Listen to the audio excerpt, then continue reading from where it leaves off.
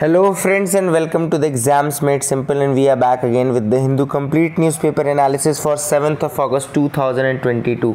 तो 7 अगस्त 2022 का the Hindu newspaper analysis देखेंगे। संडे का दिन है, आप लोग से रिक्वेस्ट रहेगी कि please do like the video, है ना। 500 लाइक करने में भी आप लोग रुला देते हो, है ना। तो please do like the video and do share it among your friends as well. Content आपको अच्छा लगेगा आई होप, एंड जो लोग नए हैं पहली बार देख रहे हैं उनको भी अच्छा लगेगा, तो please be with us. Start करते हैं सबसे पहले आज के प्रीलिम्स के सवालों के साथ, जिनके जवाब आपको देने हैं। पहला सवाल आपको दिख रहा होगा, the location of thermal equator is not identical to that of the geographical equator because of which of the following factors. इसमें से कौन सा फैक्टर है जिसके वजह से जो लोकेशन है थर्मल इक्वेटर की वो आइडेंटिकल नहीं है to that of the geographical equator. First is the bulge around the equator. Second है level of insolation received is different in different hemispheres of the earth. Third is tropospheric convection and fourth is continentality, है ना। तो आपको बताना है कि क्या reason है कि जो आइडेंटिकल नहीं है हमारा thermal equator to that of geographical equator.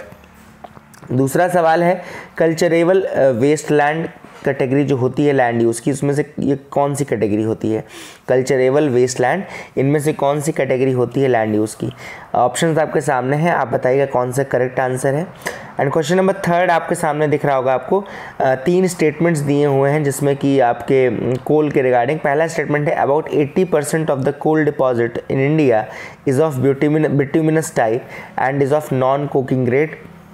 दूसरा है lignite type of coal is found in Neyveli Tamil Nadu. तीसरा है Jharia coal field is found in Odisha. तो आपको बताना है कि कौन सा स्टेटमेंट्स करेक्ट है। तो अब ये 3 सवाल आपको मैंने बता दिए हैं, आप इसका आंसर अटेम्प्ट ज़रूर करिएगा। आंसर मैं बताता हूँ मैं आपको, तो आप मैच करिएगा, लेकिन कमेंट सेक्शन में आपका आंसर और आपने कितने सही किए होना चाहिए।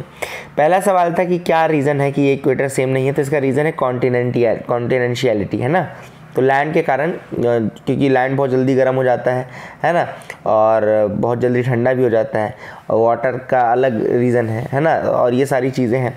कॉन्टिनेंशियलिटी के कारण ही जो आपका इक्वेटर है वो वहाँ पे नहीं रहता जहाँ पे जियोग्राफिकल लोकेशन है। It's not identical to that of culturable wasteland जो है इसका करेक्ट आंसर है आपका, that is left uncultivated for more than 5 agricultural years, यानी कि C will be the answer for this. ठीक है।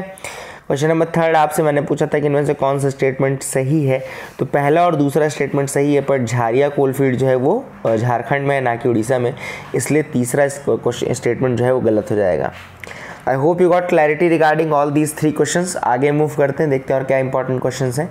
तो सीसैट का क्वेश्चन आप लोगों के लिए है जिसका आंसर आप करेंगे, the angle of elevation of sun when the length of the shadow of a tree 3 times the height of the tree is तो √3 times है, √3 times, not 3 times, it should be √3 times the angle of elevation of the sun when the length of the shadow of a tree is √3 times the height of the tree। तो आपको बताना है कि क्या angle of elevation है सन का जब length of the shadow of a tree is √3 times the height of the tree। √3 times है, इसको √3 times कर लेना बस, ठीक है ना। It should be √3 times the height of the tree, ठीक है। तो आपको बताना है कि ये ट्रिग्नोमेट्री का क्वेश्चन है, बेसिक ट्रिग्नोमेट्री अगर आप यूज़ करोगे तो आप इजीली इसको आंसर कर पाओगे, ठीक है ना। तो I hope you will try to attempt this question. आगे मूव करते हैं न्यूज़ एनालिसिस पार्ट में। सबसे पहली न्यूज़ है फ्रंट पेज की, Jagdeep Dhankhar is the new vice president of India.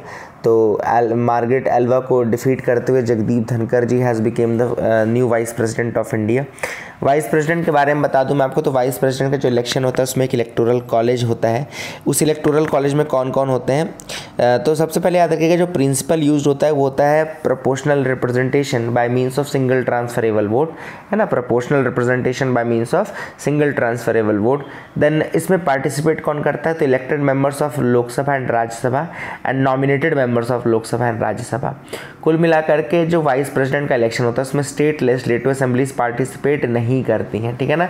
चाहे इलेक्टेड मेंबर्स हो चाहे नॉमिनेटेड मेंबर्स हो, स्टेट लेजिस्लेटिव असेंबलीज के वो पार्टिसिपेट नहीं करते हैं। What is the term of the office of vice president? तो from the date the vice president enters his office, vice president holds the position for 5 years, 5 सालों के लिए होल्ड करते हैं। However, he can resign before 5 years by handing his resignation to the president, अपना resignation किसको देते हैं, president को देते हैं। कुछ और तरीके भी हैं जिसमें वैकेंसी आ सकती है, जैसे कि रिज़ाइन कर दे व्हेन ही इज़ रिमूव्ड, या फिर on his death when his election is declared as void. ये सारी जो कंडीशंस हैं उन सारी कंडीशंस में ऐसा हो सकता है। क्या वाइस प्रेसिडेंट का भी इम्पीचमेंट होता है जैसे प्रेसिडेंट का इम्पीचमेंट होता है? तो नहीं, वाइस प्रेसिडेंट का इम्पीचमेंट नहीं होता है formally, and there is no formal impeachment process for vice president. Rajya Sabha simply can pass a resolution with a majority and Lok Sabha can pass it. Rajya Sabha से एक रेजोल्यूशन पास होना चाहिए मेजॉरिटी के साथ, और लोकसभा में फिर वो पास हो जाएगा बस, ठीक है ना। एंड प्रेसिडेंट जो होता है उसका इम्पीचमेंट होता है on violation of the constitution, है ना। तो that is a thing which is important, very very important. I hope you got clarity regarding that. अच्छा, वाइस प्रेसिडेंट का जब इलेक्शन होता है तो वहाँ पे एक बहुत इंपॉर्टेंट चीज़ लिखी है कि वाइस प्रेसिडेंट का election should be as soon as possible. तो वो टर्म ज़रूर याद रखना। क्या होता है, कई बार यूपीएससी बोलता है कि भाई 6 महीने तक इलेक्शन हो जाना चाहिए, लेकिन कॉन्स्टिट्यूशन में लिखा है क्या, एज सून एज पॉसिबल, मतलब जैसे ही वैकेंट होगी then as soon as possible the election must be done, ठीक है। तो ये सारी चीज़ें आपको पता होनी चाहिए, that is the thing which is important. I hope you got clarity regarding that as well, आपको समझ में आ गया होगा। अच्छा, अगर आपसे कोई पूछे कि क्या वाइस प्रेसिडेंट री इलेक्शन के लिए एलिजिबल है, तो यस, बिल्कुल एलिजिबल है। कोई ऐसे वाइस प्रेसिडेंट हैं क्या जो 2 बार या 2 बार से ज़्यादा टर्म के लिए बने हो? तो यस, सर्वपल्ली राधाकृष्णन एक थे जो 1952 से आई थिंक 1962 तक थे। इसके अलावा मोहम्मद हामिद अंसारी, है ना, हामिद अंसारी जो थे वो भी आई थिंक 2007 से 2017 तक थे 10 सालों के लिए। तो ये 2 लोग थे जो जिन्होंने 2 टर्म 10 साल तक पूरा किया। तो I hope you will remember these names as well, आपको समझ में आ गया होगा। That is the thing from this news item. आगे मूव करते हैं। Embassy intact, India ups the Kabul work. अब ये काफ़ी इंपॉर्टेंट है।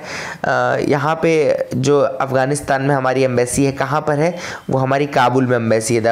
The embassy of Afghanistan is in Kabul, और बहुत सारे कॉन्सुलेट ऑफिस हैं। अब मैं आपको कॉन्सुलेट ऑफिस की लिस्ट बता देता हूँ। इंडिया के कॉन्सुलेट ऑफिस जो हैं वो हेरात में है, कंदहार में है, जलालाबाद में है, मज़ार शरीफ में है। ये सारे अफगानिस्तान की ही लोकेशंस है। कौन कौन सी? हेरात, कंदहार, जलालाबाद और मज़ार शरीफ, ठीक है ना। इसको याद रखेगा, this is the thing which is very very important. Herat, Kandahar, Jalalabad and मज़ार शरीफ, और काबुल में हमारी एम्बेसी है। अब ये क्यों, मैं आपको बताया, देखो 2018 में क्वेश्चन आया था। Let me show you that question as well. 2018 का ये क्वेश्चन था, consider the following pairs of towns mentioned in news, ठीक है ना। ये क्वेश्चन नंबर 18 था सेट डी का। तो इसमें देखो लिखा है Aleppo Syria, Kirkuk Yemen, Mosul Palestine and मज़ार शरीफ Afghanistan.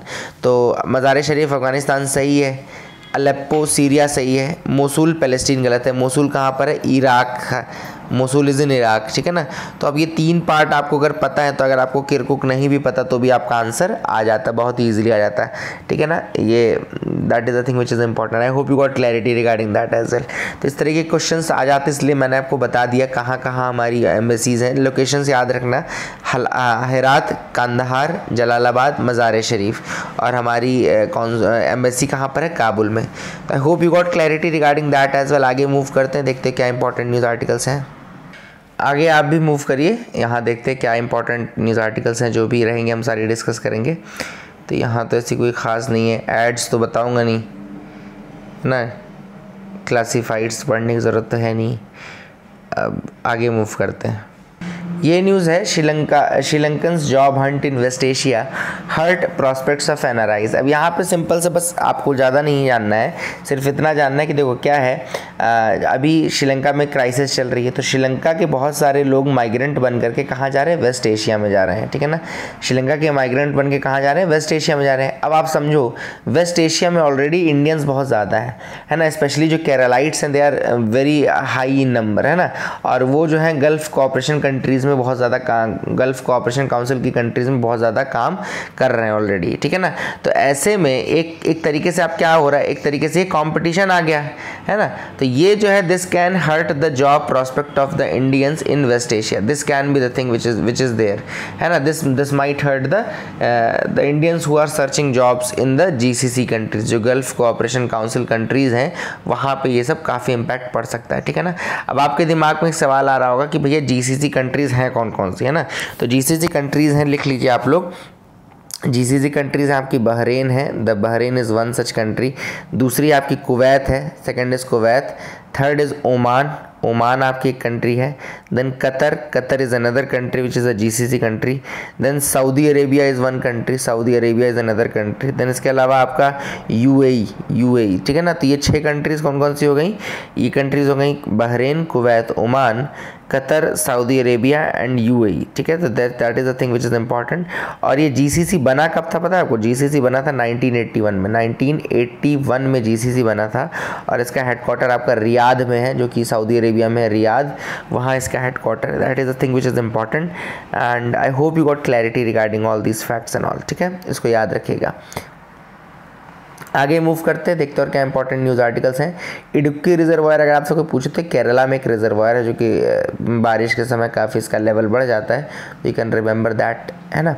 Jack fruit festival in Mysuru evokes a good response. तो जैक फ्रूट फेस्टिवल कहाँ पर है, कहाँ पर हुआ? तो मैसूरू यानी कि कर्नाटका में आपका ये जैक फ्रूट फेस्टिवल हुआ। अब यहाँ पे बहुत सारी वेराइटीज़ का नाम लिखा हुआ है जैक फ्रूट की, तो मैं आपको सारी वेराइटीज़ का नाम बताता हूँ, उनको लिख लीजिएगा, नोट करके रखिएगा, क्योंकि यूपीएससी क्या करता है, कई बार सिर्फ वेराइटीज़ के नाम लिख देगा, बोलेगा ये किसकी वेराइटीज़ हैं, है ना। जैसे कई बार बर्ड्स का, लास्ट ईयर बर्ड्स का पूछा था उसने, है ना, फिशेस का पूछा था, महशीर और ये सब लिख दिया था उसने। तो याद रखिएगा, जैसे ये जैक फ्रूट की कुछ वेराइटीज़ है, जैसे Halasu, Siddhu Kempu, Byra Chandra, Sarva Ruthu, Shankara, Varadashree, Tubagere Halasu, Thai red, Vietnam super early, gumless jack, Nagachandra, ठीक है ना, लालबाग मधुरा, रामचंद्र, ये सारी जो वेराइटीज़ हैं, these are the varieties of jackfruit, यानी कि कटहल की वेराइटीज़ हैं सारी, है ना। हलसू पूछ सकता है, देखो बाकी ऐसे कॉमन नाम नहीं पूछेगा, वो इंपॉर्टेंट जो बिल्कुल यूनिक होंगे, जैसे कि रुद्राक्षी, एक रुद्राक्षी और लिख लीजिएगा, रुद्राक्षी हो गया, हलसू हो गया, और मेरे हिसाब से ये वरदाश्री हो सकता है, नागचंद्रा पूछ सकता है, लालबाग मधुरा पूछ सकता है। लालबाग तो आपका मेरे हिसाब से जगह है प्रॉपर, ये बेंगलोर में भी पड़ती है, लालबाग नाम की जगह है ना, जो लोग बेंगलोर के होंगे उनको पता होगा ये। और ये नागचंद्रा हो गया, ये सारी जो वेराइटीज़ हैं, आई hope you will remember these names, इनके नाम याद रखना, क्योंकि क्या आता है कि यही सब पूछता है यूपीएससी, फिर नहीं समझ में आता कि किसके क्या वेराइटीज़ हैं, किसके क्या है। Manipur House gives nod to NRC. Now this is a big news coming from Manipur, going to demands from the tribal groups. Manipur Assembly ने resolve ले लिया है, they have resolved to implement the NRC, यानी कि National Register for Citizens जो बनता है। अब मैंने आपको पहले भी कई बार बताया कि NRC और NPR में डिफरेंस है। NRC में क्या है? NRC is the Register for Citizens, जहाँ पे सारे सिटीजन्स का डेटा रहता है। NPR is the National Population Register, जिसमें कि रेसिडेंट्स का डेटा रहता है। फिर मैंने आपको ये बताया था कि रेसिडेंट्स वो लोग हैं जो 6 महीने या तो रह चुके हैं इंडिया में, या 6 महीने रहने की प्लानिंग कर रहे हैं, ठीक है ना। तो अभी मणिपुर की जो असेंबली है उसने रिजॉल्व लिया है for NRC plus establishment of a state population commission, एक स्टेट पॉपुलेशन कमीशन भी बनाया जाएगा, ठीक है ना। काफ़ी इंपॉर्टेंट न्यूज़ आर्टिकल है ये। क्यों?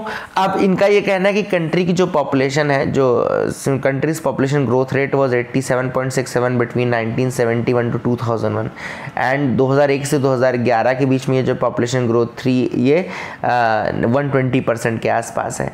तो इसका मतलब है कि जो इतना ज़्यादा पॉपुलेशन बढ़ा है, और यहीं पे अगर मणिपुर की ग्रोथ रेट की बात करें तो 153.3% और 250.9% तक जो ग्रोथ रेट है वो हुआ है मणिपुर में, ठीक है ना। और ये क्या दिखाता है कि जो पॉपुलेशन है काफ़ी ज़्यादा बढ़ा है, इंसेसेंटली बढ़ा है, और ये रीज़न हो सकता है कि बहुत सारे जो माइग्रेंट्स हैं, बहुत सारे जो इलीगल इमिग्रेंट्स हैं, वो लोगों ने इसको कैप्चर कर लिया हो। इसीलिए मणिपुर ने, हिल्स ने कहा कि भाई प्रॉपरली आप इसका एक एनआरसी करो, ताकि जो नॉन ट्राइबल लोग हैं जिन्होंने ऑक्यूपाई कर लिए हैं ट्राइबल लैंड्स, वो उनको हम रिमूव कर सके, ठीक है ना। याद रखिएगा जो हिल डिस्ट्रिक्ट्स हैं उनको मेजरली शेड्यूल्ड ट्राइब्स ऑक्यूपाई करती हैं, और जो नीचे का वैली वाला रीजन है वहाँ पे नॉन ट्राइबल मीथी पीपल रहते हैं, नॉर्मली मीथी पीपल है ना। And the abnormal population growth rates of the hill district points to the strong possibility of influx of non Indians. तो इनका ये कहना है कि जो यहाँ पे नॉन इंडियंस हैं they are occupying this region of hill district का रीजन ऑक्यूपाई कर रहे हैं, ठीक है ना। एंड जैसे एक इम्पॉर्टेंट मैं आपको नाम दिखा रहा हूँ यहाँ पे, देखो कुकी चिन ग्रुप जो है ये म्यांमार का ग्रुप है। तो कई जगहों पे ये देखा गया है कि sizeable population of the hill dwellers belonging to Kuki Chin tribe are occupying the areas of Manipur, जो कि अपने आप में मिजोरम के ट्राइब्स हैं, ठीक है ना। तो I hope you got clarity regarding that as well.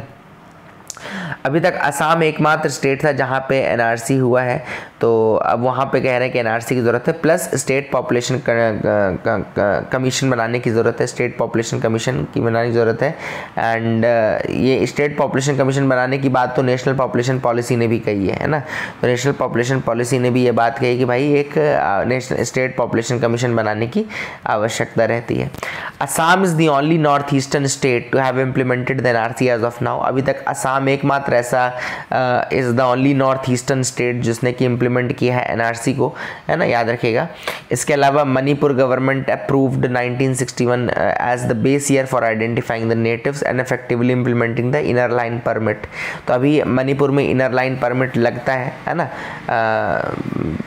Manipur में भी अभी रिसेंटली ही स्टार्ट हुआ है और उन्होंने बेस ईयर 1961 डिसाइड किया है to identify the natives and non natives, ठीक है ना।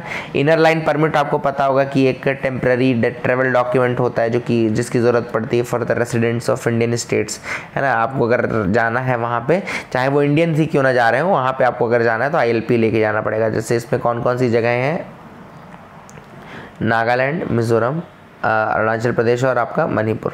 These are the 4 states as of now, ठीक है ना।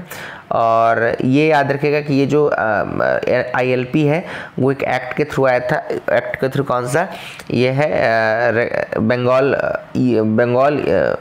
ईस्टर्न फ्रंटियर रेगुलेशन, है ना, Bengal eastern frontier regulation act of 1873, ठीक है ना। तो that is a thing which is important again. ये भी एक फैक्ट है जो कि आप याद रख सकते हैं, ठीक है ना। Please make sure you remember all these facts. ये सारे आपके एग्जाम में यूज़ ही आएंगे, है ना। तो उनका जो लोग हैं वहाँ के है ना कि ILP काफ़ी नहीं है ना, क्योंकि वहाँ पे जो प्रॉब्लम है वो तो नॉन हिल से हिल डिस्ट्रिक्ट्स के में प्रॉब्लम है ना, इंटरनल प्रॉब्लम भी काफ़ी ज़्यादा है। तो ये जो इंट्रूजन है बांग्लादेशियों का और ये सारी चीज़ें, म्यांमार का, नेपाल का, इसको रोकने के लिए आपको ज़रूरत पड़ेगी किसकी, इसका रोकने के लिए आपको ज़रूरत पड़ेगी NRC की, ठीक है ना। आई होप आपको याद रहेगा। चकमा एंड हाजोंग्स स्टेज डिमॉन्स्ट्रेशन। तो चकमा और हाजोंग कम्युनिटी के जो लोग हैं उन्होंने अभी डिमॉन्स्ट्रेशन किया है ना। चकमा एंड हाजोंग कम्युनिटी के लोगों को अरुणाचल प्रदेश में रिहेबिलिटेट किया गया था 1960 में, याद रखेगा 1960 में। और अभी उनको रिसेंटली उन्होंने प्रोटेस्ट क्यों किया, because of the residential proof certificate to them. अभी कुछ उनको रेजिडेंशियल प्रूफ सर्टिफिकेट मतलब दिए जा रहे हैं, रेजिडेंशियल प्रूफ सर्टिफिकेट। तो उनका ये कहना है कि ये हमको इसलिए दिया जा रहा है ताकि हमको बाहर निकाला जा सके, ठीक है ना। तो चकमा और हाजोंग कम्युनिटी के लोग कह रहे हैं कि हमको ये रेसिडेंशियल प्रूफ सर्टिफिकेट इसलिए दिए जा रहे हैं ताकि हमको बाहर निकाला जा सके। ये आपको बता दूं 1960s में एक कप्ताई डैम था, कप्ताई डैम जो कि बांग्लादेश के चित्तगोंग डिस्ट्रिक्ट में बन रहा था, कर्णफूली रिवर के पास, ठीक है ना। याद रखिएगा चकमा हाजोंग कम्युनिटी के जो लोग हैं ये वहीं से आए हुए हैं, बांग्लादेश के चिट्टगोंग हिल ट्रैक्ट्स वाले रीजन से, और कप्ताई डैम वहाँ पे बना था। याद रखिएगा कप्ताई डैम, लिख लो इस चीज़ को, कप्ताई डैम यानी कि KAPTI कप्ताई डैम था। और ये कर्णफूली रिवर थी जहाँ पे ये चीज़ बेसिकली हो रही थी, और वहाँ से फिर ये भाग करके अरुणाचल प्रदेश आए। चकमा जो है वो बुद्धिस्ट फॉलो करते हैं, हाजोंग जो है वो हिंदुज़म को फॉलो करते हैं, है ना। और बहुत सारे जो लोग हैं इनमें से वो चांगलांग डिस्ट्रिक्ट में रह रहे हैं, ठीक है ना। तो ये अरुणाचल प्रदेश में आना शुरू किया था उन्होंने 1969 के आसपास। तो I hope you will remember all these facts regarding the Chakma and Hajong community people, है ना। अगली न्यूज़ देखिए, Indian virtual herbarium biggest database of countries flora is the global hit. अब यहाँ पे क्या एक हर्बेरियम बनाया गया है, ठीक है ना, कोलकाता में, जहाँ पे कोलकाता में आपका बोटानिकल सर्वे ऑफ इंडिया है उसने बनाया है इंडियन वर्चुअल हर्बेरियम। याद रखिएगा इंडियन वर्चुअल हर्बेरियम किसने बनाया है, BSI ने, यानी कि बोटानिकल सर्वे ऑफ इंडिया ने बनाया है। और BSI का फॉर्मेशन कब हुआ था, 1890 में, 1890 में। ये भी याद रखिएगा BSI कब बना था, 1890 में बना था botanical survey survey of India, और उसने एक इंडियन वर्चुअल हर्बेरियम बनाया है जहाँ पे कंट्री का पूरा जो फ्लोरा का डेटाबेस है वो रखने की कोशिश की जा रही है। कैसे रखा जाता है डेटा, तो इस तरीके से देखो उसकी फ़ोटो चिपकाई जाती है, ठीक है ना। This is how it is done. Herbarium is a very important collection of plants and preserved parts of the plant and plants का कलेक्शन है ये। And this virtual herbarium is presents a rich botanical diversity of the country की rich botanical diversity showcase करता है ये। And it was inaugurated by the union minister of environment forest and climate change. याद रखिएगा कोलकाता में इसको inaugurate किया गया था। आप इसको विजिट कर सकते हैं ivh.bsi.gov.in से। And it had nearly 2 lakh hits from 55 countries. 2 lakh से ज़्यादा हिट हो चुके हैं 55 कंट्रीज़ में, है ना। Each record in the digital herbarium includes an image of the preserved plant specimen, scientific name, collection locality and collection date, collector name and barcode number. तो ये सारी चीज़ें इसमें रहती। क्या क्या आप देख सकते हैं, image of the preserved plant specimen, उसका फिर स्पेसिमेन अगर मिल जाए तो ठीक, scientific name, collector locality, collection locality sorry, collector का नाम, किसने कलेक्ट किया, कलेक्टर का डेट, ठीक है ना, कलेक्शन का डेट, देन ये सारी चीज़ें, and barcode number, all these things are there which are preserved under this, ठीक है ना। तो ये आपको याद रखना है, ठीक है। आई hope you got clarity regarding that. BSI मैंने आपको बताया biological survey botanical survey of India, जो कि MOEF CCC के अंदर आता है, और ये 1890 में बना था, ये भी आपको बता दूँ। एंड इसमें जैसे कुछ सैम्पल्स ओल्डेस्ट स्पेसिमेन जो है देखो, लेपिडागैथिस स्कैरियोसा का है, लेपिडागैथिस स्कैरियोसा का, जो कि कलेक्ट हुआ था रॉबर्ट विगेट द्वारा 1817 में 1817 में हुआ था, ठीक है, कलेक्ट। तो ऐसे ऐसे सैंपल्स भी रखे हुए हैं, तो काफ़ी इंपॉर्टेंट है ये। Rajasthan nadis and insurance against the dry summer. तो राजस्थान में नदीज जो होती है, नदी और तालाब दो चीज़ होती है, नदीज और तालाब ये बनाए जाते हैं, वाटर हार्वेस्टिंग स्ट्रक्चर्स रहते हैं और इनको बनाया जाता है ताकि ये पानी स्टोर कर सके। तो ये राम रवस कलान जो है वो जगह है जहाँ पे 2 तरीके की नदीज थी, 2 तरीके का।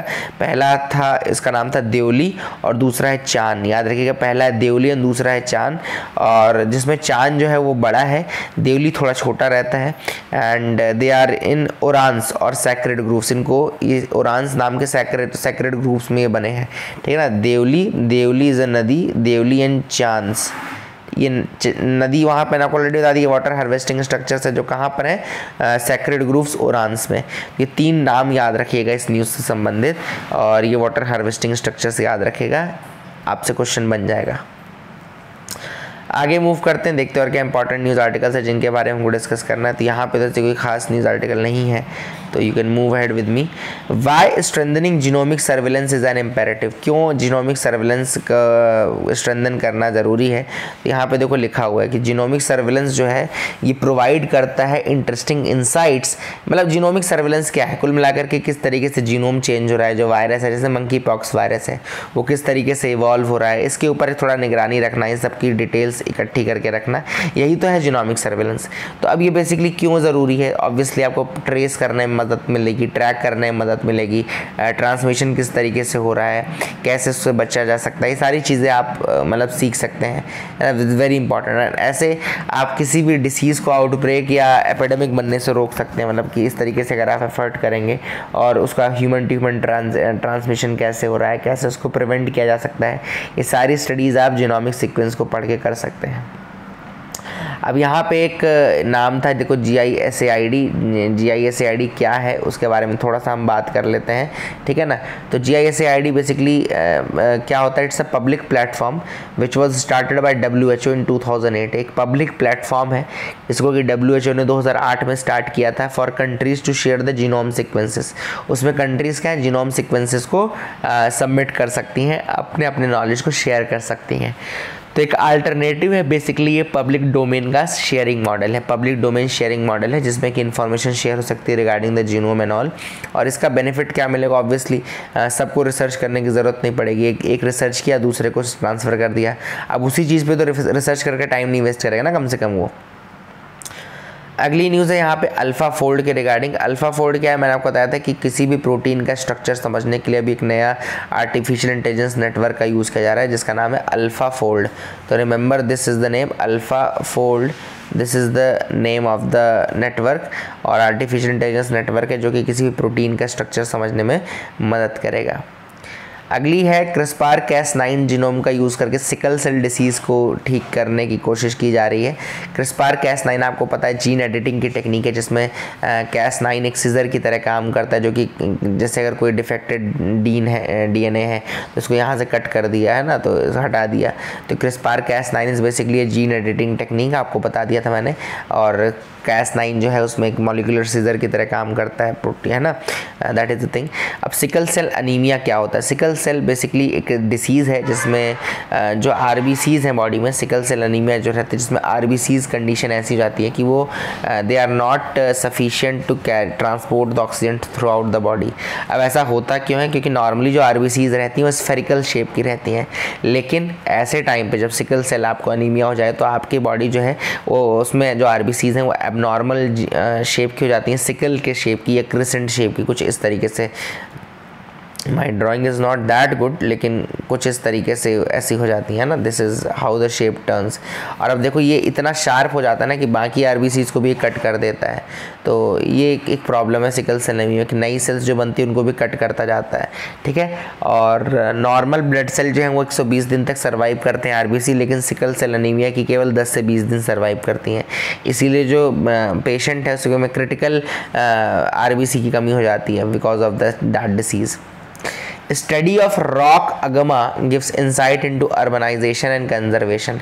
तो अब ये स्टडी किया गया है, किसका किया गया है? पेनिनसुलर रॉक अगमा एक स्पीशीज़ है, देखो आपको दिख रहा नहीं है, तो ये पेनिनसुलर रॉक अगमा है, इसका नाम है सामोफिलस डॉर्सैलिस। सामोफिलस P इसमें साइलेंट रहेगा, सैमोफिलस डॉर्सैलिस इसका नाम है, सैमोफिलस डॉर्सैलिस। और ऐसा लग रहा है जैसे गेम ऑफ थ्रोन्स के किसी ड्रैगन का नाम हो, है ना। It's a type of garden lizard, garden lizard का ये टाइप है। इसको पेनिनसुलर रॉक अगमा बोलते हैं, अगम, है ना, पेनिनसुलर रॉक अगम या अगमा जो भी आप बोलें, तो दैट इज़ द थिंग। इसको स्टडी कर करके अब अर्बनाइजेशन और इनका किस तरीके से अर्बनाइजेशन हुआ है, किस तरीके से कंजर्वेशन हुआ है रॉक्स का, ये सारी चीज़ें पढ़ी जा सकती हैं। Data law delay. अब यहाँ पर हमने देखा कि पर्सनल डेटा प्रोटेक्शन बिल को जॉइंट पार्लियामेंट्री कमेटी की स्क्रूटनी के बाद अब वापस खींच लिया गया है और कहा गया कि अब नया बिल लेकर के आया जाएगा, ठीक है ना। आप सबको बता दूं कि 2017 में केस पुट्टास्वामी केस था जिसमें राइट टू प्राइवेसी को एक राइट, फंडामेंटल राइट के रूप में बताया गया था। उसके बाद एक BN श्रीकृष्णा कमेटी बनाई गई थी जिन्होंने डेटा प्रोटेक्शन के बारे में पूरे ड्राफ्ट डेटा प्रोटेक्शन बिल बना, उन्होंने मतलब एक अपनी रिपोर्ट उन्होंने डेटा प्रोटेक्शन के नाम पे ही सबमिट की थी, याद रखिएगा BN श्रीकृष्णा कमेटी थी। इसके बाद गवर्नमेंट जो है वो बिल लेकर के आई, डेटा प्रोटेक्शन बिल लेकर के आई और उसको फिर जॉइंट पार्लियामेंट्री कमेटी के पास स्क्रूटनी के लिए भेजा, जिन्होंने इसको स्टडी करके कहा कि भाई इसमें 93 रिकमेंडेशंस उन्होंने दिए, 93 चेंजेस के रिकमेंडेशन दिए, 81 अमेंडमेंट्स कहे एंड 97 करेक्शंस दिए। तो जब ये 93 रिकमेंडेशंस, 81 अमेंडमेंट्स, 97 करेक्शंस, इतने सारी चीज़ें हैं, तो उन्होंने कहा कि भाई बिल ही किस काम का है, फिर बिल चेंज करो ना, ठीक है ना। अब इस बिल के थ्रू बहुत सारी पावर जो है वो सेंट्रल गवर्नमेंट के पास बन जाएगी for collection of the data and all, ये सारी चीज़ें। दूसरी इसमें डेटा लोकलाइजेशन का भी काफ़ी इशू था, जिसको कि जो कंपनीज़ थी, जो टेक कंपनीज़ थी वो नहीं मान रही थी। डेटा लोकलाइजेशन मतलब क्योंकि ये कहा गया कि जैसे आपके ऐप का जितना भी डेटा है इसकी एक कॉपी आप अपने यहाँ सर्वर में तो बना ही रहे हो, उसकी एक लोकल कॉपी भी आपको यहाँ के सर्वर में बनानी पड़ेगी। तो कंपनी का कहना था कि भाई ये तो बहुत ज़्यादा खर्चे वाली चीज़ है, बहुत ज़्यादा पैसा लगेगा इसमें, तो हम ऐसा तो नहीं करेंगे। तो basically that is the thing which happened because of that and इसलिए ये भी काफ़ी प्रॉब्लमेटिक था। तो इन सारी इश्यूज़ को ध्यान में रखते हुए बिल को वापस खींच लिया गया है। How will 5G auction impact the sector. अब आपको बता दो 5G ऑक्शन हो चुका है। स्पेक्ट्रम बैंड जो थे 600, 700, 800, 900, 1800, 2100, 2500 और 3300, ये सारे जो रेंज के बैंड्स थे इनमें ऑक्शन हुआ। हाई रेंज का 26 गीगाहर्ट्ज़ और ये भी इसका भी ऑक्शन हुआ, ठीक है ना। तो ये आपको बता दूं 3300 मेगाहर्ट्ज़ वाला जो है ये भी आपका 5G के लिए यूज़ होगा। बाकी कुछ आपके जो हैं जैसे जो लो बैंड और मिड बैंड के हैं वो मिड बैंड वाले जो है वो 4G के लिए भी यूज़ होंगे, 4G नेटवर्क के लिए हो जाएंगे, है ना, क्योंकि ऑलरेडी आपको पता है 5G बहुत महंगा है, तो सब तो इसको अफोर्ड करेंगे नहीं, तो 4G को भी और स्ट्रेंथन करना है ना। तो इसका ऑथर ने यही बोला कि देखो इससे होगा क्या, बेनिफिट होगा कि जो 4G 3G ऐसे ट्रांसमिशन थे ये भी स्ट्रांग होंगे और आपका 5G भी नया आएगा। तो बेसिकली बेनिफिट तो होगा सेक्टर को, लेकिन देखना है कि कितना लेटेंसी कम कर पाते हैं, कितना कॉस्ट को इम्प्रूव कर पाते हैं, क्योंकि फिर कॉस्ट बहुत ज़्यादा हो जाएगी तो लोग नहीं ज्वाइन करेंगे। अब लास्ट न्यूज़ जो है आपकी वो टॉय स्टोरी यहाँ पे लिखा हुआ है। कोंडापल्ली आंध्र प्रदेश जो है वो फेमस है for making toys, toy making के लिए फेमस है, और it's a 400 year old art. यहाँ पर ये 400 साल से बन रहा है, और toys are made up of a special wood called Tella Poniki. एक स्पेशल वुड से बनता है, यहाँ पे जो टॉय है वो बनता है तेल्ला पोनीकी नाम की वुड से, एंड ये आपको याद रखना है। And this is very very soft wood. ये तेल्ला पोनीकी की जो वुड है बहुत ज़्यादा सॉफ्ट रहती है, ये भी आपको बता दूँ, है ना, याद रखिएगा। And the families who make the toys are referred to as Arya Kshatriyas. इनको आर्य क्षत्रियाज या नकरशालू बोलते हैं, नकरशालू, आर्य क्षत्रियाज या नकरशालू। एंड ये लोकल पीपल होते हैं, याद रखिएगा। दे फाइंड मेंशन इन ब्रह्मांड पुराण, तो यहाँ ब्रह्मांड पुराण में इनका मेंशन भी है। एंड यहाँ पे कोलू डॉल्स या बोमाला कोलू वालू भी बनती हैं, एंड संक्रांति, दशहरा, दीपावली में कोलू डॉल्स इनको शोकेस किया जाता है। तो I hope you got clarity regarding the news analysis. Keep loving us, keep sharing us, thank you and have a nice day.